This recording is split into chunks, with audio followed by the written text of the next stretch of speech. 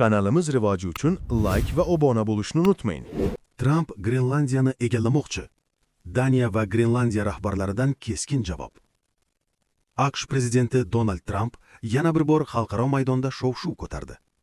U Grenlandiya orolining AQSh milliy xavfsizligi uchun o'ta zarurligini ta'kidlab, ushbu hududni qo'shib olish niyati borligini takrorladi.